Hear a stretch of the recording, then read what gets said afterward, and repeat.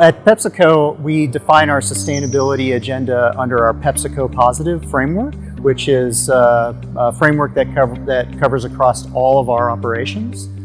Specifically in agriculture, we're working to source all of our key ingredients sustainably, help to spread the adoption of regenerative agriculture across all of our key ingredients, and also improve the livelihoods of people in our supply chain.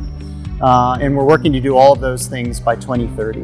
What we're trying to do with our objectives around regenerative agriculture is to recognize that farmers face risks in our supply chain, and those risks we share.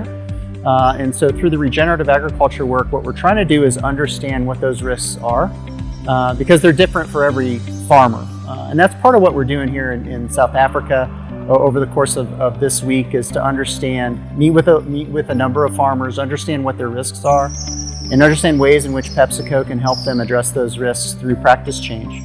And that's really at the heart of what we do around the world. And we're working to drive towards a number of outcomes that are positive for our business. We're working to secure our supply chain. We're working to de-risk our brands and also decarbonize our supply chain as well.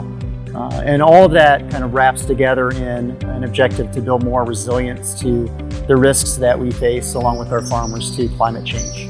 I think the primary challenges in sustainability, if we look at the primary side of our value chains, in other words, the farmers, in South Africa specifically, it's around infrastructure challenges.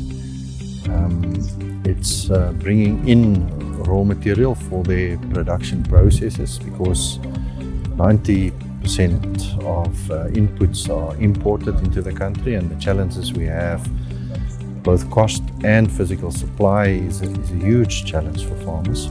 So the input and the visit of the PepsiCo guys is now around sustainability specifically.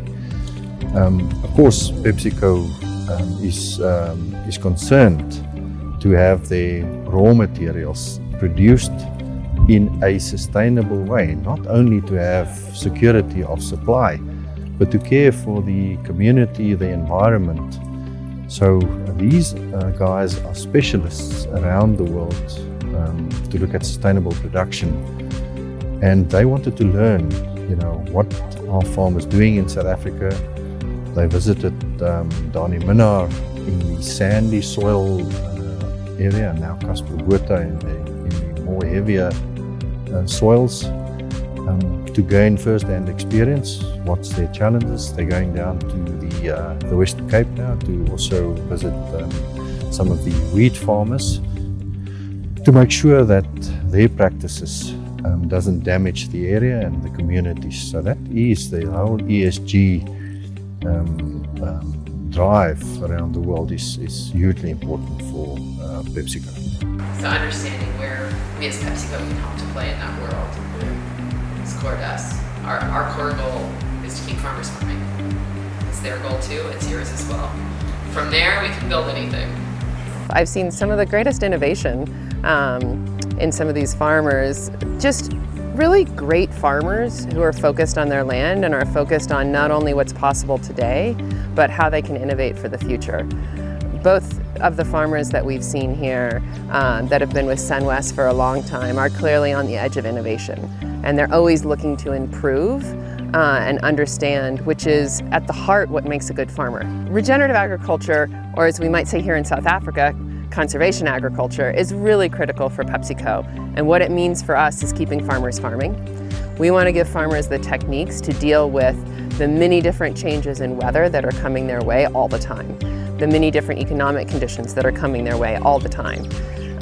So to us, conservation agriculture, regenerative agriculture, it really means helping the farmers address those challenges that they're facing on a daily basis and that they're facing on a long-term basis.